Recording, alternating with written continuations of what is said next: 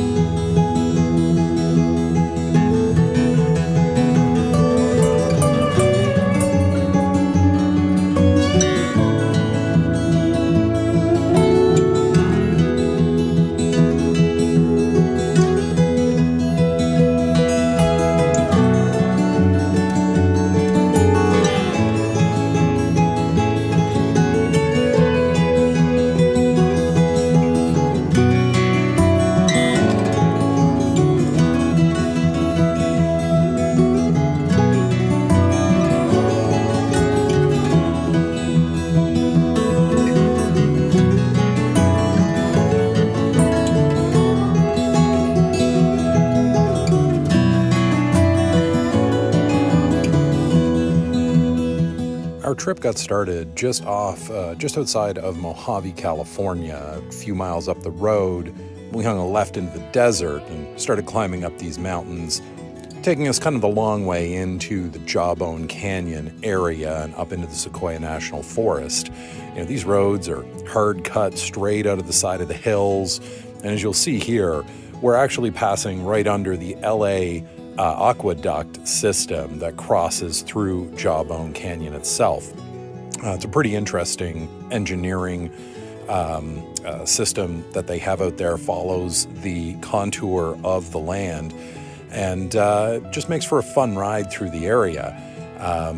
We snaked our way down through all of this completely accessible area. No real need here for outright four-wheel drive, but we very much enjoyed airing down because there's lots of washboard on these road surfaces, and it makes it just for a heck of a lot more comfort. Now, where we're heading right now is almost straight ahead at 12 o'clock. You can see a bit of a green patch in a mountain there. That's our next destination to start. And as we reach that area, we're going to split up our group. Normally we don't do this, but this trip we decided might be the better choice for us. One of our guys is running an older Toyota Land Cruiser, and in the desert, you always want to be paying attention to cooling and heat management and what that's like. Less so of an issue on newer vehicles, more so of an issue possibly on older vehicles. So in this case, we decided to split the group up a little bit, and Raul and Yaniv were going to take the quote easy route all the way up around and meet us at our camp, an area called Landers. And the big reason for that, as you're going to see here in just a moment, is this very long, very steep hill. As we were deciding to take our route into the Landers camp area, we opted to go a direction that we typically hadn't gone before. It was a little more difficult, definitely longer, and this hill is the predominant reason for it. This hill is quite long. It'll take probably the better part of, almost 5 minutes to drive up to the top of this hill from the bottom.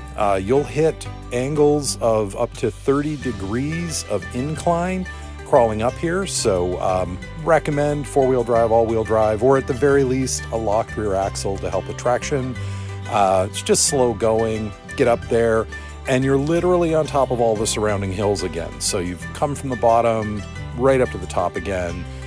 Great views, but obviously it can be a challenge for vehicles and their cooling systems and maintaining that airflow basically. So in our case, we opted to split up the group, and you're going to see more about that shortly.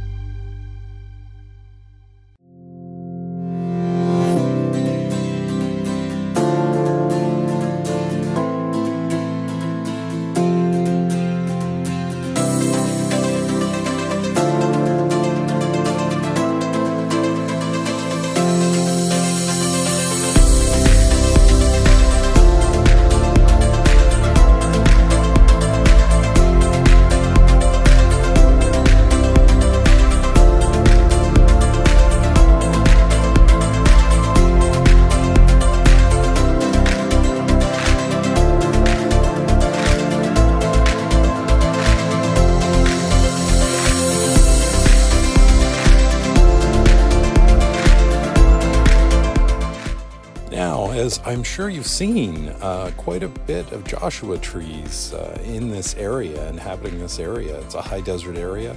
Absolutely beautiful if you like this kind of thing.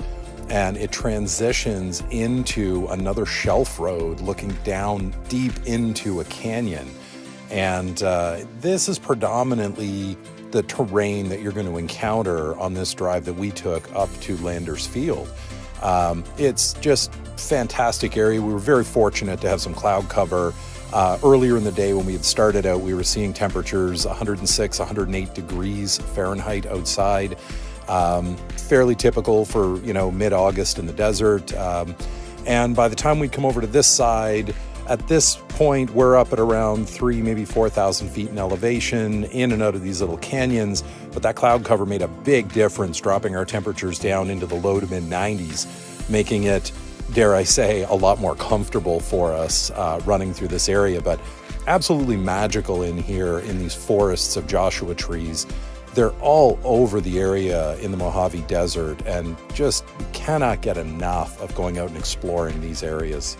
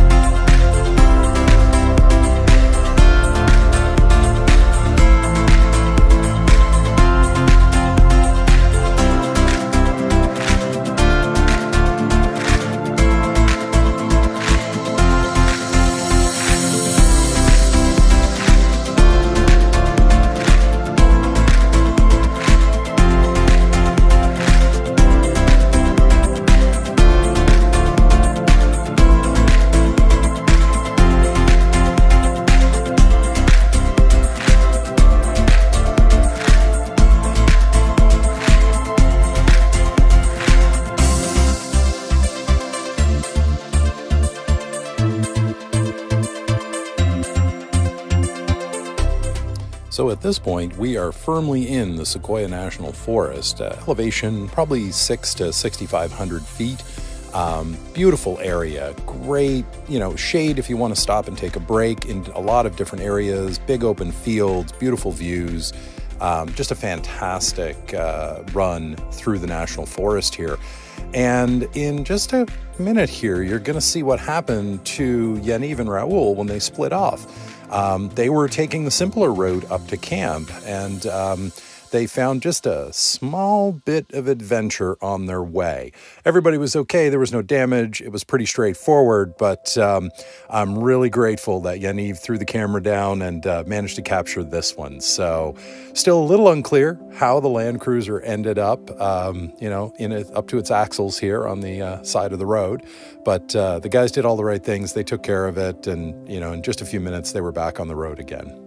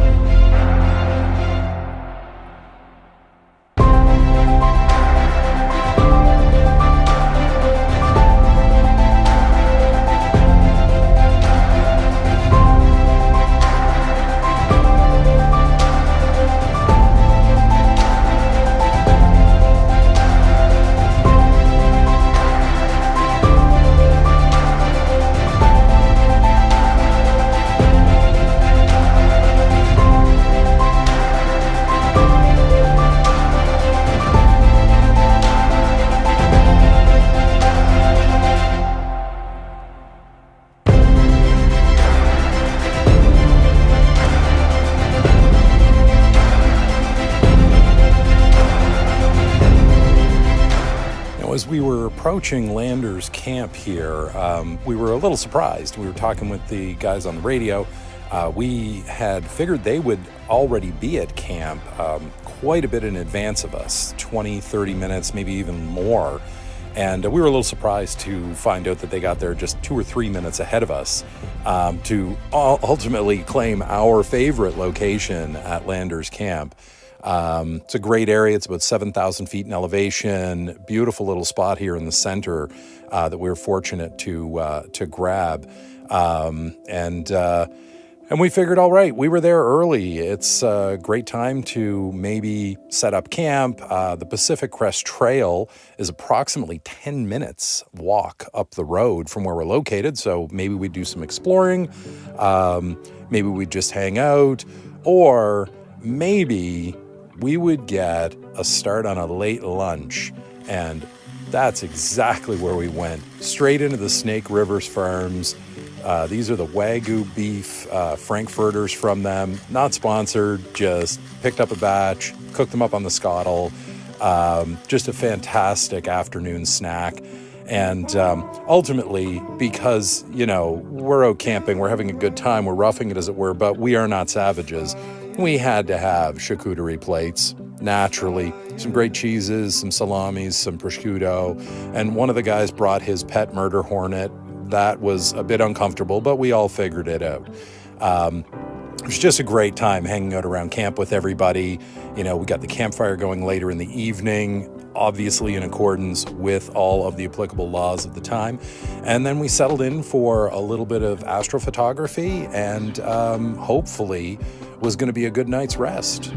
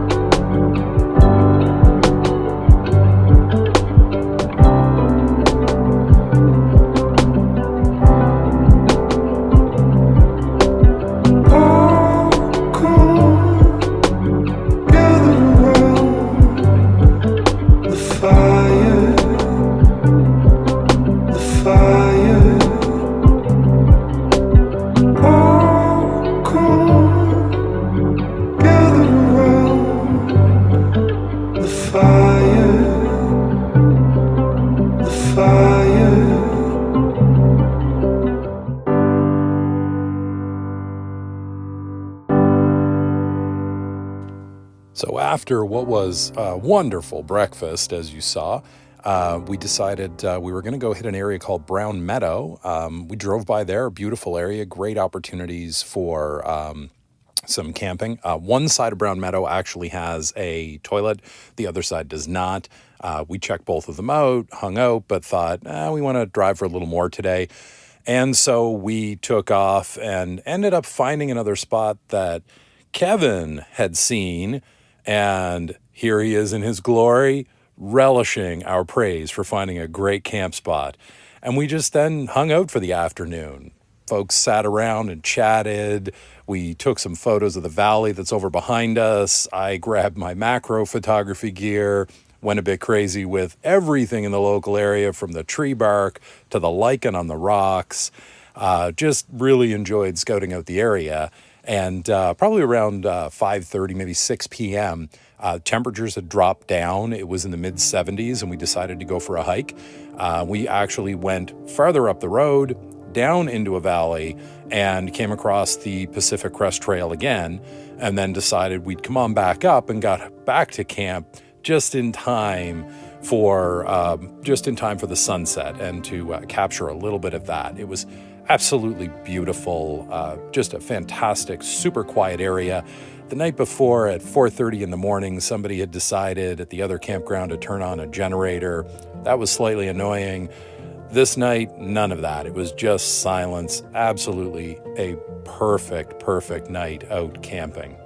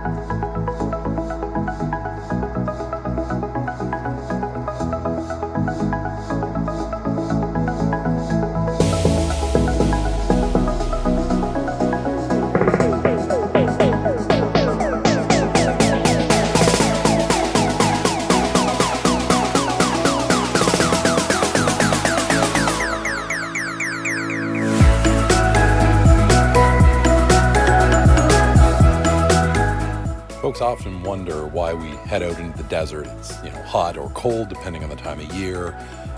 It's not particularly comfortable, but we do the best we can. A lot of times it's just to hang out with friends, to meet new people, build relationships, enjoy shared experiences, and just be a part of nature. Other times, there's a little more to it, like plotting revenge for the person who put the smartass sticker on the back of your Jeep. Don't worry, we know who it was, and payback is coming.